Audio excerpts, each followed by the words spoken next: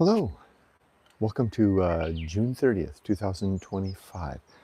My name is Kurt, and this is my daily Good Life meditation.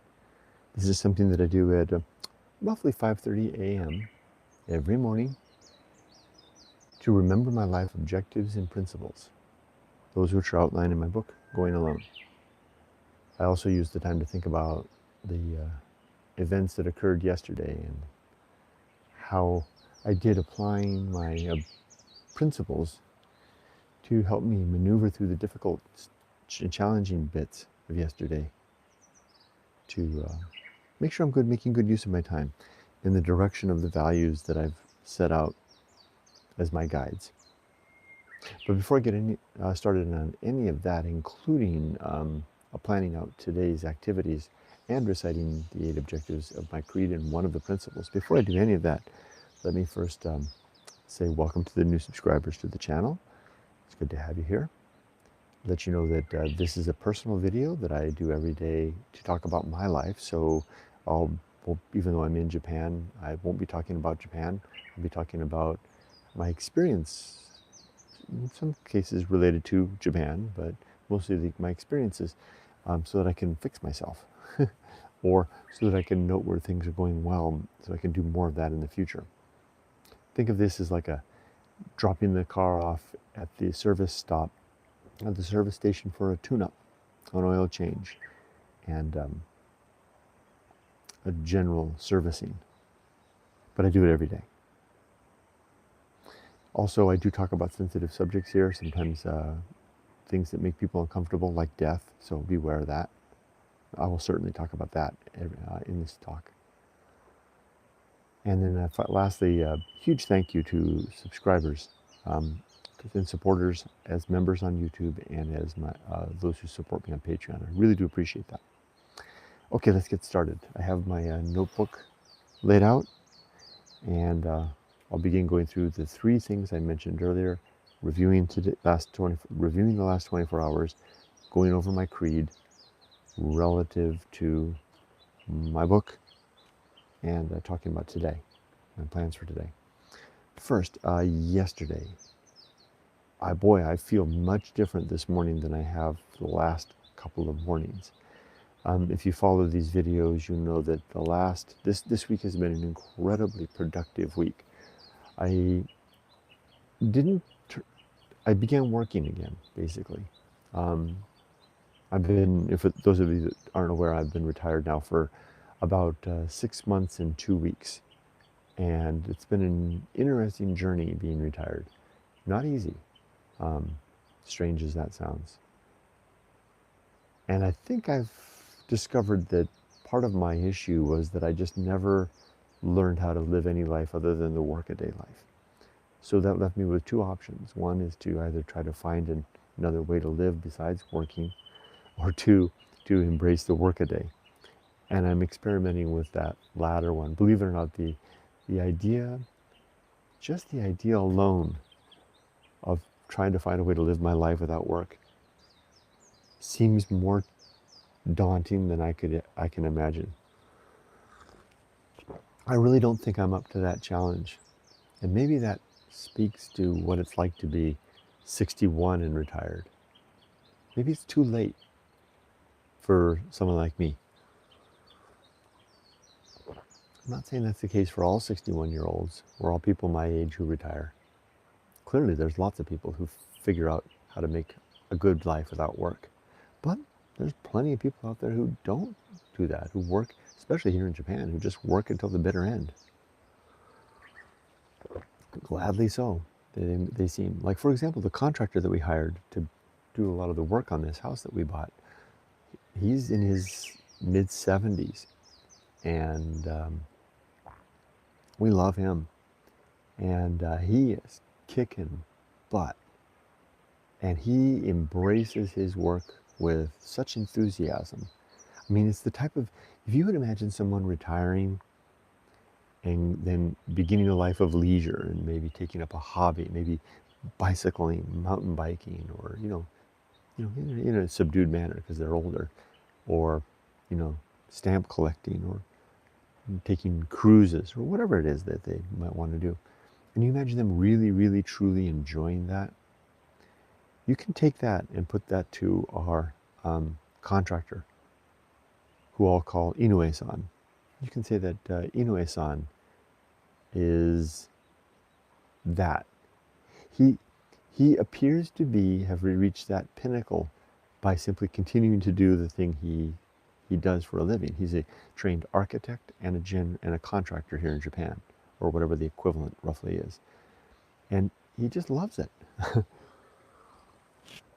And he's kind of the one that I gained this idea about, with watching him operate. You know, he doesn't need to work anymore. He's much older than me, well into retirement age, yet he does so, and it keeps him young and vital and fit, and very happy seemingly. What a smile on his face. And I see that with a lot of the old people here in Japan who continue doing whatever it is that they liked doing, that it was their identity, right until the bitter, bleeding end. For example, for example, my wife's uncle. Now, I gave the word Inoue-san. That's his name. My wife's uncle is Inoue. The contractor, I'll go ahead and give you his name. Doesn't matter, you know. It's a surname. There are a dime a dozen here. It's Kushi-san. The contractor Kushi-san really enjoys what he does. Now, another one is my wife's uncle. He's the patriarch of the Inoue side of the family. There's two clans, so to speak. There's the Inoues and the Suzukis. And he's the patriarch. He's my wife's father's brother. This is the first year that he's not farming the rice fields here in the Valley of Tea. Yeah, we have rice in the Valley of Tea. This is the first year that he's not doing it. And I did the math. He's been farming these, he's 93 now. And this is the first year he can't do it. This is his beautiful rice fields, just a 5-minute walk up the valley here, are all a meadow right now. Just like that meadow right there. That's a former rice field right there as well, behind my house, that the farmers gave up. No one's farming that land now either, and it's becoming a meadow. My wife's uncle's farm, 5 minutes away, much bigger than this, is also a meadow. Now, I did the math, and by my calculations, he was a farmer for 73 years of his life. 73 years of his career, and he continued doing that past age 90. In age 91 and 92, he has 3 sons, none of which have decided to become farmers. And I'm sure that this is the end of the line after hundreds of years of farming this valley. His 2 sons, well, one of his sons was helping him in the last couple of years, but this is it. So he's another example. Continued right at it. Started farming in high school, helping his father, and then took over the farm and when it was his time, and did it right until age 90. So, you know, as I sit here and mull over how to make good use of being retired, you know, I had the option, like I said before, of I could try to find ways to make good use of the time, which is the second objective of my creed, a very important one. And there's lots of things I could do there, right? I could take up a hobby.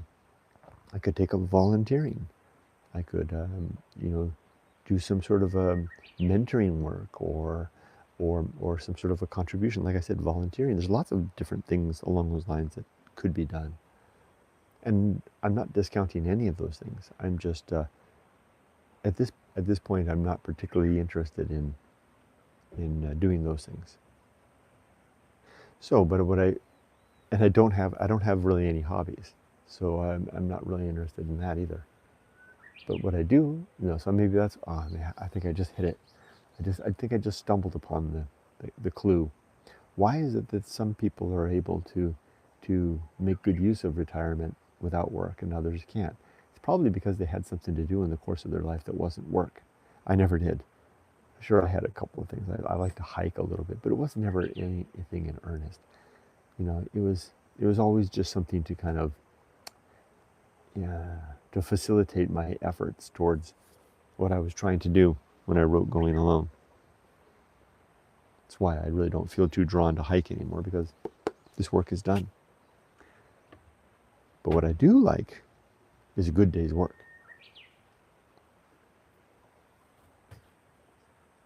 I need to write that down.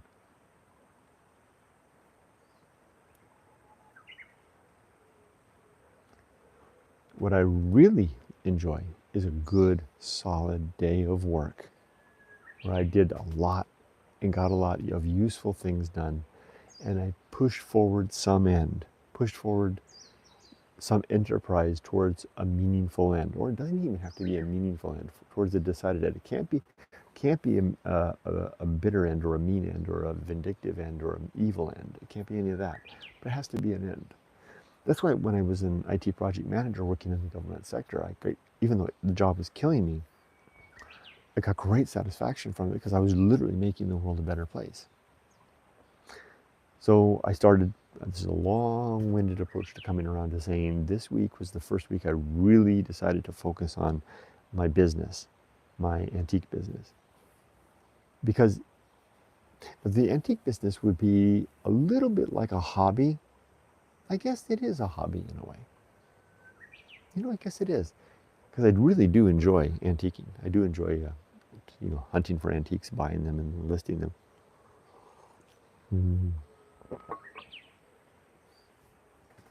And this week I really focused on it in earnest, and it kicked my butt. I worked every day this week really hard. I worked at least a 60-hour week.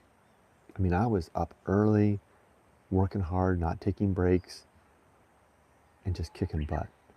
And I achieved a lot. I completed the setup of my eBay store. I got my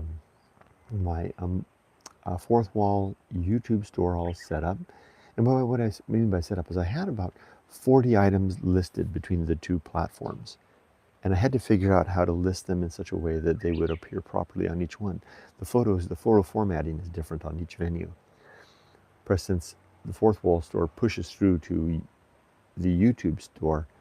There's considerations for the photo scaling that has to be considered there. So you do the thumbnail image a little bit different than the succeeding images. It's complicated. What this basically means is whenever I'm photographing an antique item this is my little workspace here. Whenever I'm photographing an antique item here, I have to, here's the thing I'm going to work on today. These three begoma, these are spinning tops that I'm going to be listing today, antiques. Not too distant antiques from like the 60s. If antique is defined as more than 40 years old, then they're antiques. That's how I define it. So I have to consider all of that, and it was complicated, and I figured it out, and I know how to do it, and I had to write down the workflow. That's one of the things I do as a business analyst, as an analyst. In my training as an analyst is I work on workflows. I create workflows, I write workflows down, and I refine them. And I was doing that all this week. And I had to figure out the business operation insofar as, which, if you saw this video yesterday, you probably heard me say, I didn't want to put merchandise in my store because it kind of muddies the water. And I figured out that solution. The merchandise will go only on the eBay store. The antiques will go there too. And the antiques will go on the fourth wall store, aka YouTube. I got all that figured out. By the end of the day yesterday, which ended at about 6 p.m. So I'm pretty much working more than a 12-hour day every day. Because I start work at about, that's not true. I start work at about 8. Oh, there's a hornet right there. Asian giant hornet. Up there at the top of that canopy up there. I think it just flew off. There it goes. Off to the meadow. No, I'm working more like an 8. I'm looking more like an 8 or 9 hour day. Sorry, that was exaggeration there for a moment.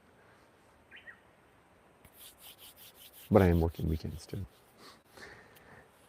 So anyway, I'm supposed to be talking about the last 24 hours. And the note that I have, two notes from yesterday. One of them is good day at work. It was a good day at work, and I feel great. Also, I didn't feel exhausted like I have the preceding 2 days at the end of, because I had a good day of work every day this week. But yesterday was the best by day. Boy, I felt good yesterday. Boy, that felt good. Happy is the way it feels. The same type, I felt the same feeling that Kushi-san, the contractor, seems to be feeling inside, that emotes on his face by virtue of the fact of living his life as he wants to live it in a way that is meaningful and seems well. For Kushi-san, that means continuing doing what he did to raise his family and to support his wife and to take care of to fulfill his responsibility, which was being an architect and a contractor. For me, this means doing the thing that I enjoy, which is searching for antiques here in Japan, researching them, sharing the story, and making a little change on the side to help fuel my wife and I in retirement. That's an honest day's work. It's an honest day's pursuits, right? Who couldn't feel anything but good doing that? Okay, I think I've covered that. Oh, there was one more thing. There's one more note here. A misunderstanding yesterday. I was out I've mentioned before that yeah, I am living in Japan. I've mentioned before that I'm highly incompetent living in Japan. In America, by the time I left at age 60, I was highly competent. I could do just about everything that came my way in the course of a normal day in the United States. I had returned to America at age 50, and by age 60, and by 50, I was a little confused and lost. I'd spent a decade away from America, and it took me a couple of years to get on my feet, to, organize my affairs, to get my credit rating back up, to, become proficient at my job and step up my career, and to become good at just living, good at being an adult, good at adulting in America, and not just anywhere in America, in Orange County, California, one of the, I call it a mosh pit of life in America. But what I mean by mosh pit is that it's the place, places like Los Angeles, in particular, Tokyo is another one like it, and in particular, this is where people with ambition come to realize their ambition, to fulfill their potential, to make their fortune. It's a mosh pit, like a punk rock mosh pit, where you decide, I'm going to go down there, and you dive into the pit, and you're doing this, and you're getting hit on the face, and you're hitting other people in the face, and you're doing all that. And meanwhile, if I can add to it, there's $100 bills floating all around, because there's lots of money in Los Angeles and Orange County. And as you're doing all this, you're grabbing $100 bills out of the air, stuffing them in your pocket. I've long pictured Los Angeles and Orange County like that. And it's a fascinating way to live if you can sustain yourself there. It's living in Los Angeles, especially raising a family in Los Angeles, is like climbing a great mountain. You can't let your guard down. You have to be roped in, and you have to wake up earlier than the next guy and be out there fighting. Back to the mosh pit. It's like every day you'd wake up, I'd get on that big motorcycle of mine. I rode 50 miles one way because I lived in Orange County, but I worked out in Riverside, and I rode 50 miles, roughly 50 miles each way, 100 miles round trip on that big motorcycle on the LA freeways, on the 91 freeway, the most notorious worst freeway in the United States. And I would get up and I would moshing through the LA day, grabbing those $100 bills, stuffing them in my pocket towards the future. Because if you can sustain yourself in Los Angeles, there's money to be made, a lot of money to be made. And then when you come back at the end of the day, you're just beat up. And it's like, wow, geez, I did it again. I got it through another day. And then you go on the weekend and you go out and you take your wife out and your wife and your kid out for breakfast for $100 meal, and then you add the tip on, so $120 breakfast or something like that at some ridiculous place down by the beach. And you see you're consuming it. You're grabbing all the money, the $100 bills out of the air. You're stuffing them in your pocket. You're spending them over the weekend. You're consuming like crazy. Then you get back on the Monday and you mosh pit through and you power through another day. And you keep that up for a decade or two or three or four. If in some people's cases you're like, you can become like Cushy-san, the contractor, and that becomes your whole identity. That whole succeeding in the mosh pit of Southern California becomes who you are and what you do. Now, I knew plenty of people like that. And like Cushy-san, they seem to do well. Like my contractor, they seem to do well. Now, for others, it just simply burns us out and sends us to an early grave. Now, I was trying to talk about competency. I left Los Angeles at what I would consider the height of my adult competency. Remember, this is my personal journal. I can talk about anything I want in this journal. So I can tell you stuff that might sound like I'm complaining or that I'm flattering myself even. But when I had arrived in Los Angeles, I didn't know what the hell I was doing. And when I left Los Angeles, I was at the top of my career. I really was. And quite capable and very competent at everything. So there's my self-flattery. But I'm doing this by way of perspective. And I come to Japan, and I'm not competent at much of anything here.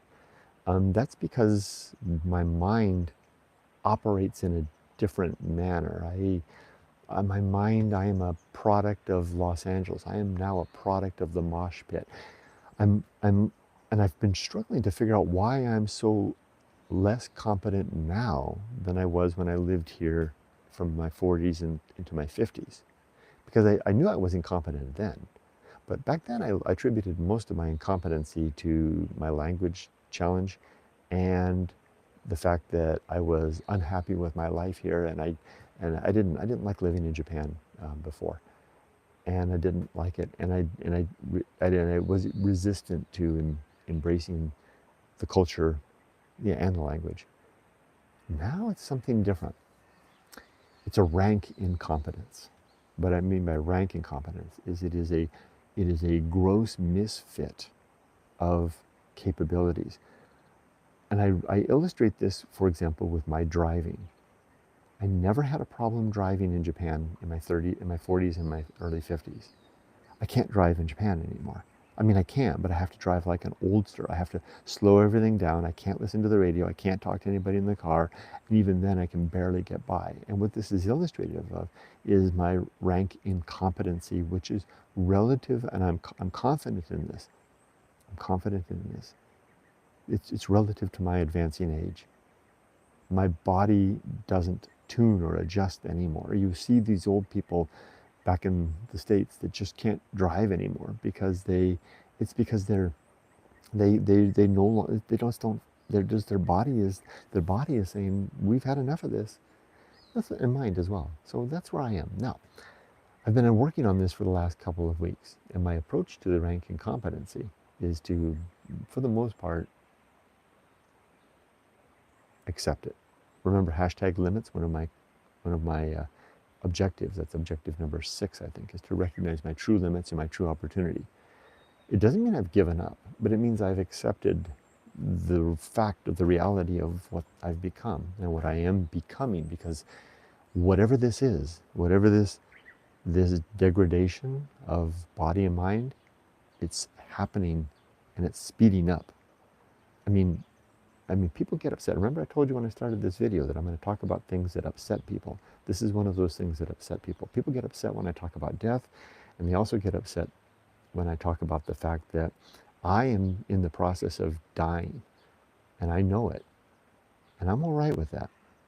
And what I mean by that is this whole apparatus, my body, my mind, and everything, is winding down. There's no question of that. There's no question.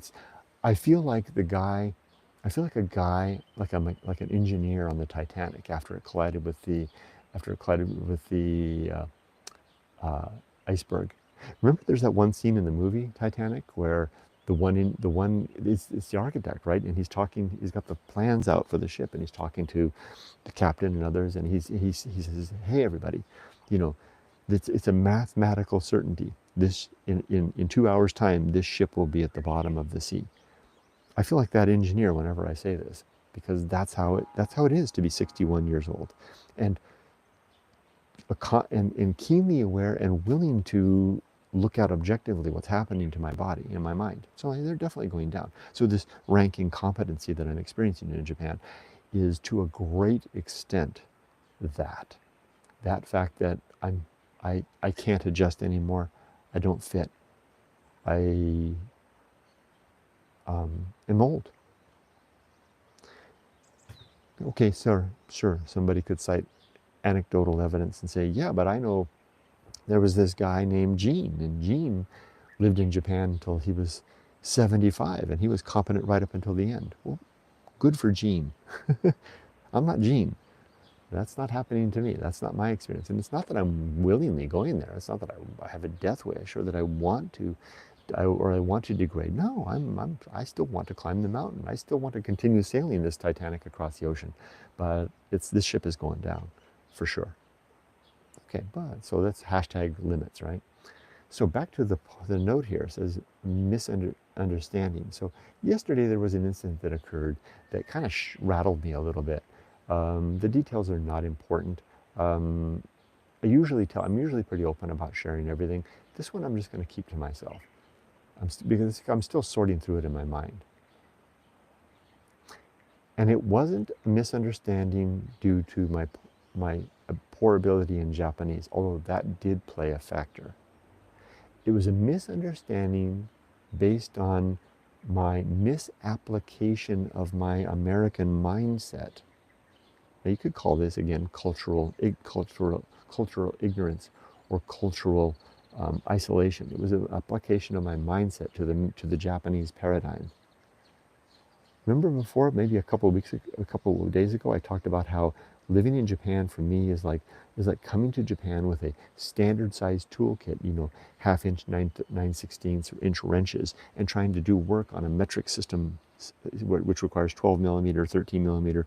The tools fit onto the things that we want to operate, but there's a little bit of play. They don't fit perfectly, and if you're not careful, you'll strip it out. That's what I did yesterday. I stripped it out. And it wasn't until after it was all said and done that I realized I'd stripped the situation out. So remember, sometimes what I'm trying to do here is try to see how I could have done better, and I look at how I responded. So after the fact, after I realized what had happened, it was too late to do anything about it.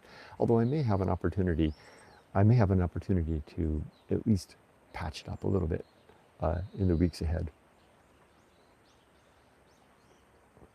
As soon as it happened, as soon as I realized what happened, I'm very pleased with how I responded. Of course, it would be great if I didn't do this, if I didn't have the mistake in the first place, but that's hashtag limits, right? It happened. The first thing I did was I applied temperance. I said, hashtag temperance. Okay, control your emotions, Kurt. Hashtag reason was the next one. I worked my way through the situation. And then a hashtag, again, reason, coming up with a plan of action about how I would attempt to remediate that situation if and when I have the opportunity, which I will in a couple of weeks. Enough said. Okay, so I had that misunderstanding. I handled it well. I was reasonable with it, and I'm not beating myself up about it. At least any more than I reasonably could. There's three Asian giant hornets just went past. One zipped past the canopy there, another one just came up here, and another one just flew by there. This place is crazy with hornets today. I had one bang me on the side of the head the other day. I was sitting here doing an antique photography. I'm standing here, an Asian giant hornet came buzzing right through here and collided with my side of my head. Okay, how am I doing on time? I'm doing all right. All right, so let's talk now about the creed. I've talked enough about yesterday. Great week. This was the best. This was, aside of the first 2 weeks that I was back in Japan, starting my retirement. Those were fantastic 2 weeks. Fantastic 2 weeks. But it was exactly like 2 weeks vacation at Kauai. It was exactly like that. Freedom, peace, liberty, do anything I want. It was wonderful. And that didn't last. Just like if you tried to stay in, if you went to a condo in Hawaii somewhere for 2 weeks, and after about 2 weeks you'd be like, enough of this, right? That's how it was.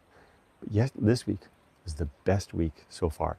And all I did this week, besides walking the dog with my wife and tending to my father-in-law's needs, and having ice cream with Yumiko from time to time, enjoying 3 great meals every day that she makes, was work. I worked. But here's the thing. I worked at something that has 0 stress. I mean, if there's possibility to have less than 0, I would quantify that as the case. I mean, I'm having so much fun. I mean, look at this little. Again, this is my journal, right? I can talk about anything I want, right? So excuse me if I sound like I'm flattering. This is my world right here. And it is the most pleasant little place to be. My little dog. If the heat is hot, I can go sit inside. I got a fan in there. It's nice. I got my dog. I got my chair, and I got everything. And I got a river right over here. And I go down to the river, and I got flip-flops. And I got a swimming hole. And I go down there, and I sit in the swimming hole. I sit in the water a couple times a day now. And I just go down, I flop out the door, go down to the river, climb the ladder down, and I got a hole there that's just deep enough to submerge myself down, and I can sit there, lay here flat, completely submerged except for my face, and just look up, and I see the sparrows swimming by, and the swifts, and yeah. So this has been a great week. I think I've found my retirement paradise. So and enough of that self-flattery, Kurt. Although, remember, I can say or do anything I want in this video as long as I keep my clothes on. Oh man, I almost didn't. I've got that camera running over there doing the live stream all day, and I keep my swimsuit. There's the camera, and I keep my swimsuit right here with my towel, and I come over here and I strip down naked. No one can see me. I strip down naked here and change into my shorts and then go down, and I almost changed into my shorts swimsuit over here in front of the camera. Whoops, good thing that didn't happen. Okay, let's go on and do my creed. I have, if you're curious about the values that I use to live my life, they're all listed in my book, Going Alone, which is the story of my adult life experience, trying to find a set of values that I could live by, a creed. I didn't know that that's what I was doing at the time. All I knew was that I was compelled on a quest into wilderness.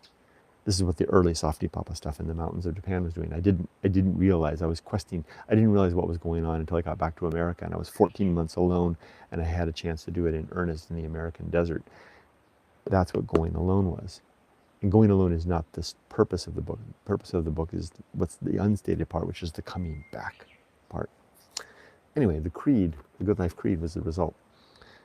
And it consists of 8 objectives and 35 principles. And I use these every single day. It's like my handbook for everything that I do that's of any importance, which is absolutely everything. Because I don't want to waste a single moment of my life wasting time and doing things that aren't worthwhile. I don't want to kill time, and I don't want to just endeavor hour by hour. I'm not even interested in relaxing. Like if you look in my room, I don't have a TV in there. I don't watch TV. I don't play games. I'm not saying these things are bad, but they're not the way I want to spend my life. So it's really important to me that I'm living every day in an earnest fashion. As Thoreau said, as I quoted a few days ago, in his book Walden, Thoreau said, because at the beginning in the first chapter, Economy, he says, I went to the woods for as good a reason as I left the woods for as good a reason as I went to them, to discover that that when I come to the end of my life, to discover that I had not lived. I'm not paraphrasing that very well. That's how I want to live my life. So I wrote the creed to guide me in that capacity.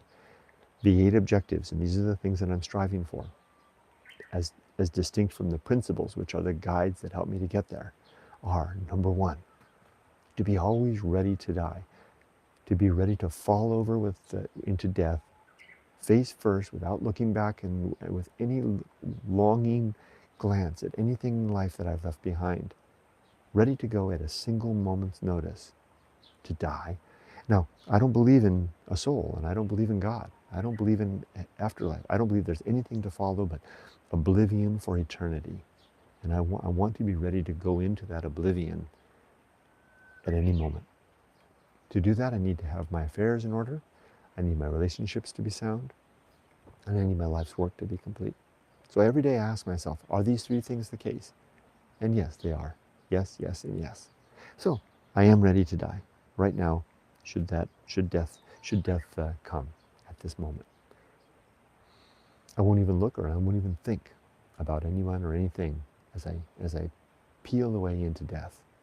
Now, it's the big words to say, right? Them's fighting words, right? But let's see if I can do that. Should I get the prognosis of a deadly disease that's going to rob me of life within 12 months? Let's see how I hold up then. That would be a test, right? It's big words to say before it actually gets there, right? But I think I could do it. So, again, big words, right? But I mean, I'm being honest. These aren't playful words. I'm not playing with the idea of death. I have nothing to show off about. In fact, when I talk about this part of this video always pisses people off. I always get, not always, but I often get cards and letters. In fact, I got one yesterday from people telling me that to lay off the death talk. So I get nothing from this. I get no accolades. I get no satisfaction from this, to quote a man. But what I do get is an honest assessment of the state of my life. Because it's not the death part that matters, because that is oblivion. It's the state of the moment, of this moment, and now this moment, and then the next moment to follow, right now, and the quality of these moments. That's the important part. Yeah. The second objective is to make good and effective use of my time so that I'm not wasting my life. I already talked about that. The third objective is to develop and maintain, and okay, let me just back up a little bit, just because I want to add something to that. Making good and effective use of my time does not equal having fun.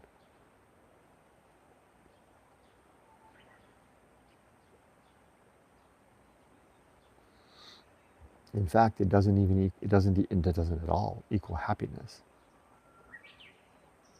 It doesn't equal wealth. It doesn't equal physical fitness, necessarily.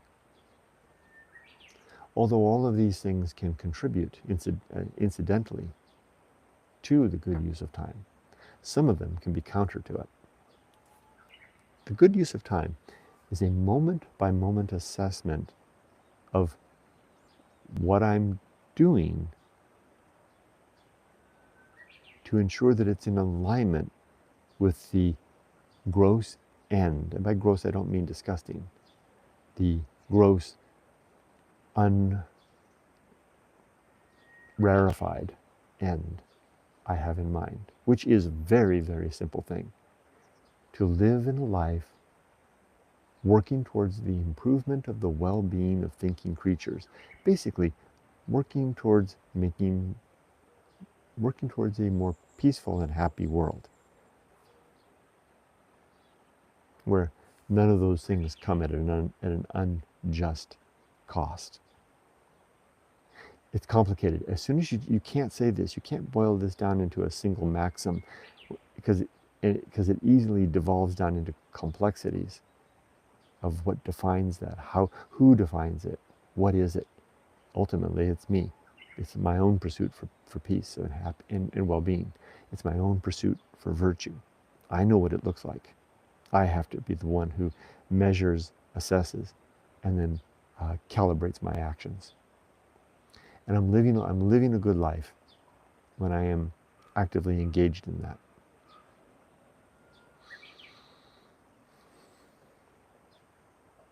And that then contributes to the readiness for death. Okay. Did I already say 3 is to develop and maintain good and sound life principles? I didn't. That's what I'm doing right now with this creed, this exercise.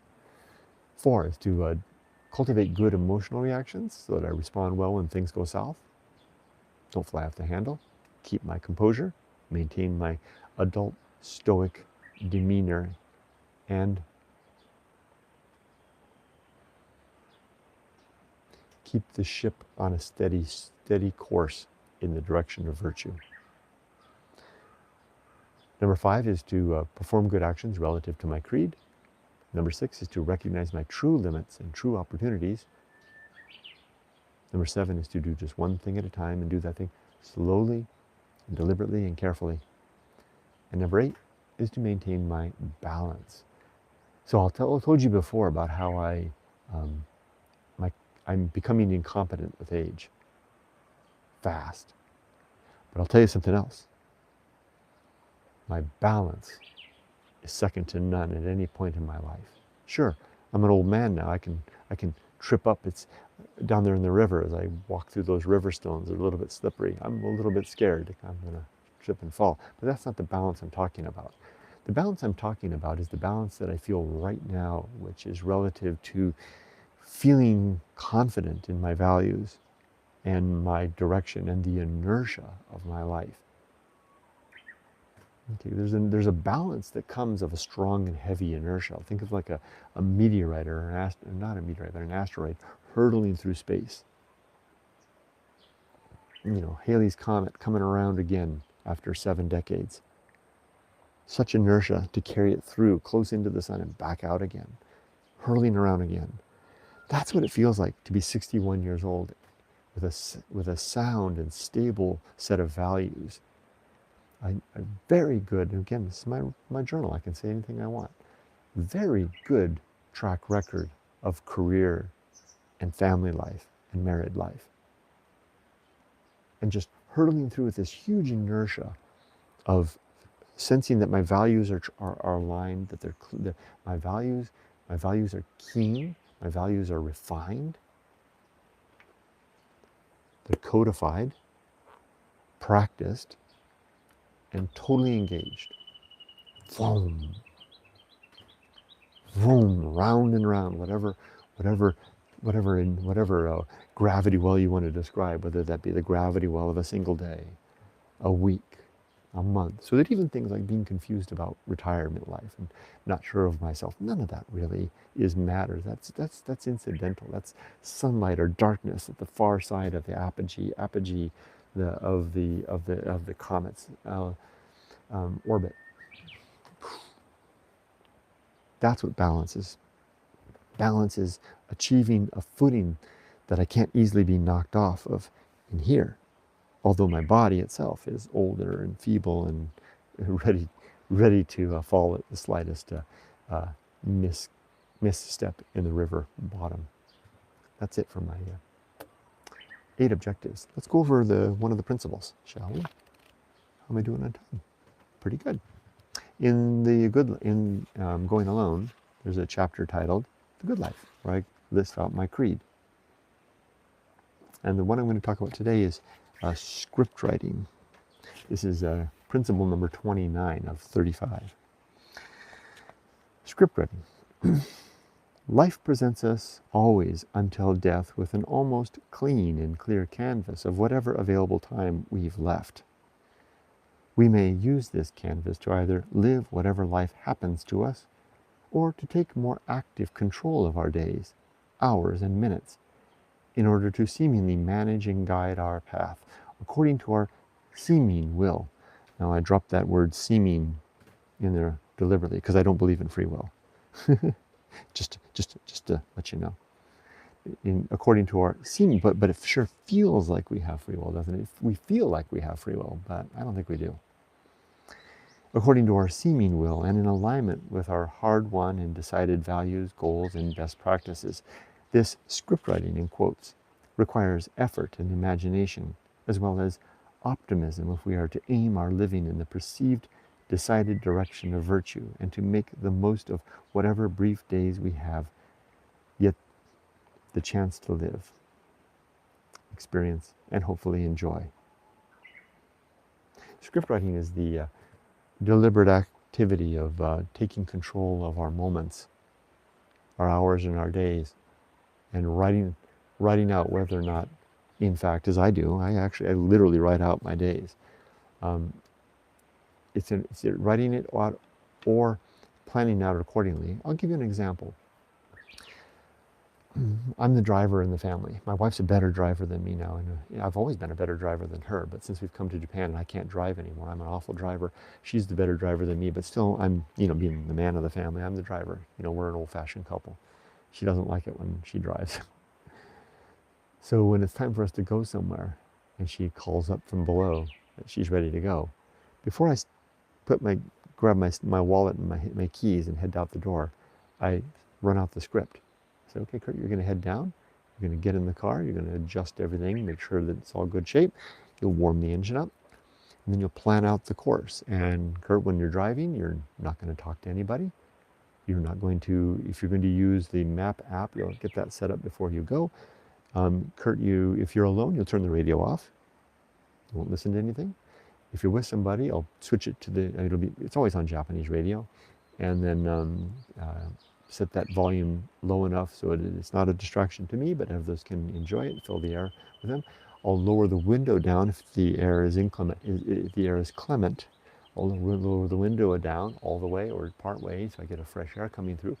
And you're going to head off, Kurt, and you're going to be focusing 1 or 2 lights ahead of you, doing the 360 with the mirrors, making sure the mirrors are adjusted right, and you're going to move through one station after another. If we're going to go to the drugstore, and then we're going to go to the hardware store, and then the post office, I'm going to decide and then confirm with my wife the route. Why is it important to confirm with my wife before I get going? Because if I don't confirm with my wife beforehand, we might be driving along and she'll thinking that we're going to the post office first when I'm thinking we're going to the drugstore first. That might introduce a conversation about where are we going, right? Although that rarely happens. If that happens, then I'm talking to somebody as I'm going, and I don't want to do that. So if she mapped it out, and I said, hey, I'll say, well, let's go to the drugstore first. I said, let's go to the drugstore first, the post office, and then the hardware store. And Yumiko might say, well, actually, can we go to the drugstore last because I wanted to pick up some frozen items there and I don't want them stuck in the car. So we sorted all that out before we left. Oh, okay, so I'll move the drugstore to last. Then I head off. And for a while it was hard I think it was strange for Yumiko and others to drive with me utterly quiet because I don't talk to people unless they talk to me, and then I'll give them a cursory, kind and polite, but cursory response.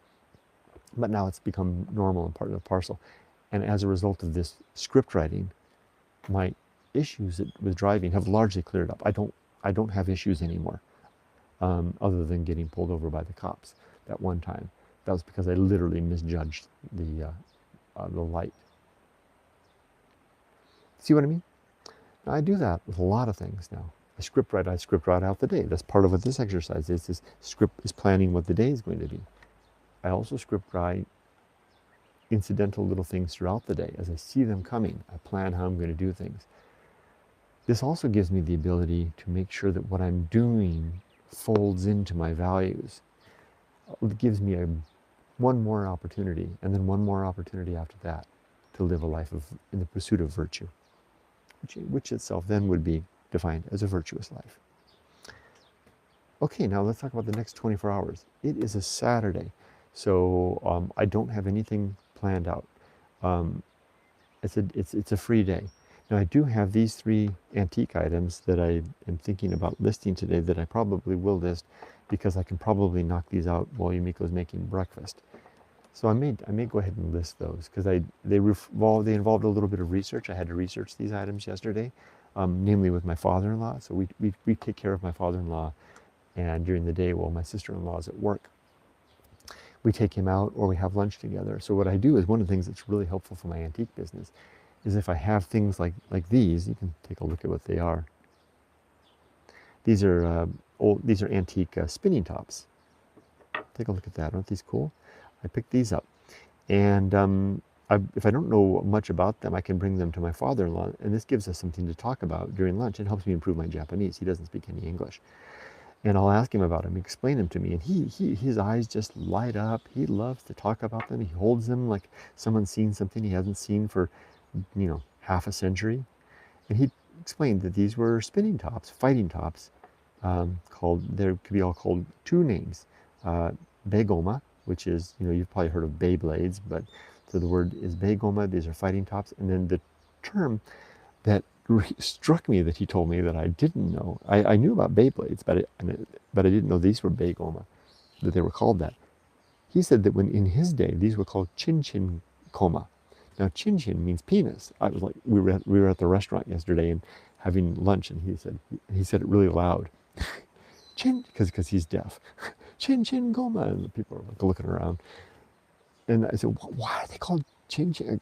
What? He saw the look on my face, and he said, it's the sound that they make as they collide with one another. Chin, chin, chin, because they clack with each other.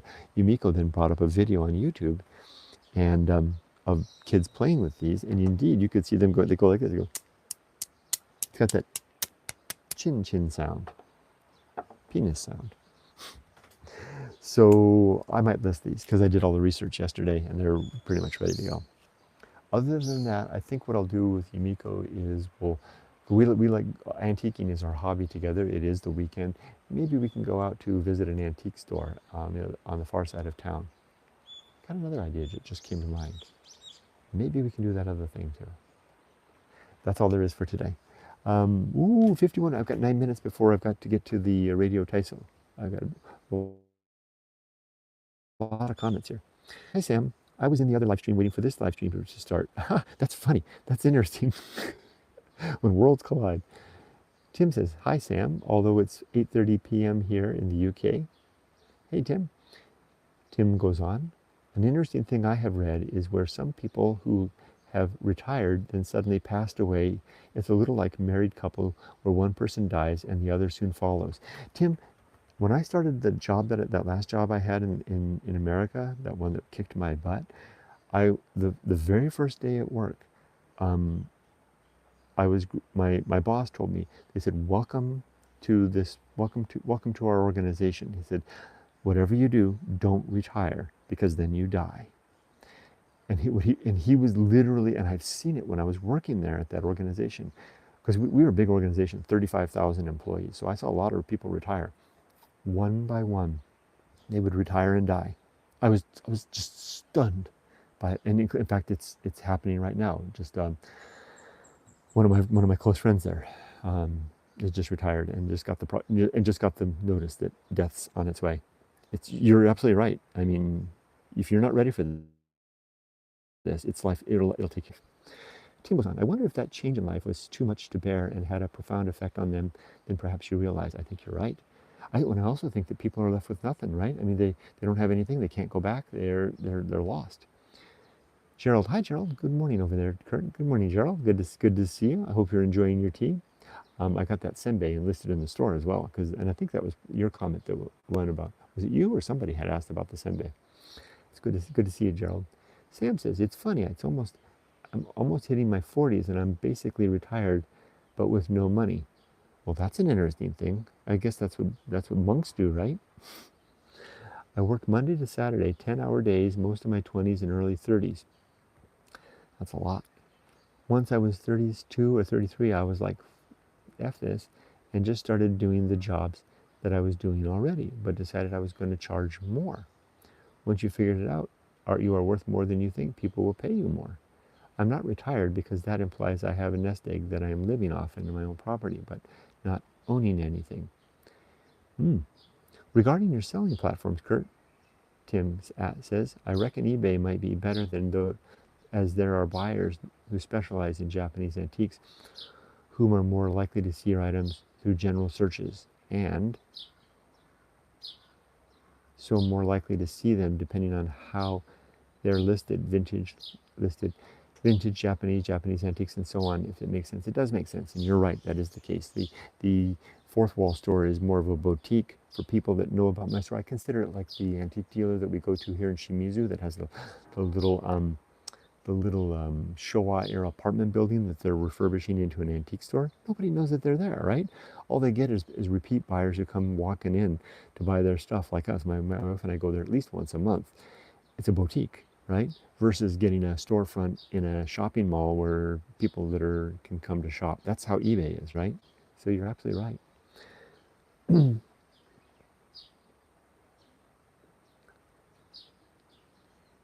Sam says, I still work, but it's like 10 hours a week, and that's enough to pay the rent, bills, food, and then I have an emergency fund to dip into if I ever need it from that last decade of working so much. That's good to have.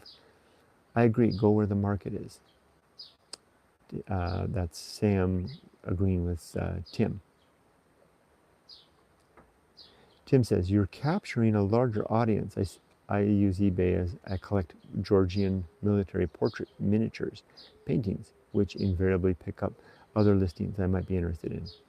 Nice. Sam says, I think a lot of people work because they want money to buy stuff in order to feel happy, like they need it. For me, as long as I have relative comfortable setting, that's all I care about. I don't need fancy stuff, a simple kitchen, bathroom, internet, and aircon, and a decent-sized fridge, and I'm good. Awesome. Okoyama Ray says, to Tikyo Sam, retired military here, have enough to retire, but not enough to live the lifestyle I want. So working to get everything I want, to be happy when I really retire. Ray goes on, would like to have house renovated to not need anything for the next 20 plus years, which also keeps me from having to worry about owning versus renting. Gerald says, do you have the tea in stock, Kurt? I should be buying 2 more of the 30 pack next week. Almost at enough to last until January 26th. Yes, I have more tea in stock. I'm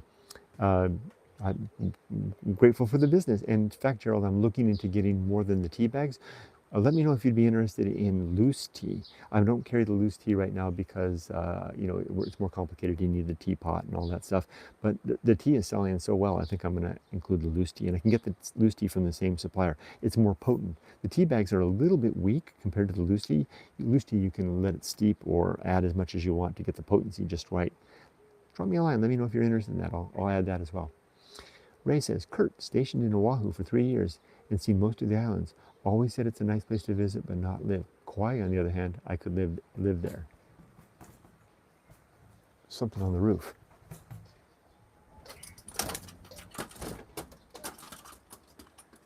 We have visitors.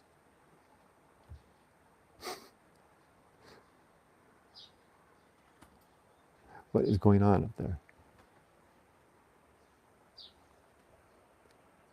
A couple of pigeons. Are you guys going to do it? I think they're going to do it. Anyway, I better finish these comments now. I got 3 minutes to make it to radio exercise. Oh, come on, Kurt, hit the button.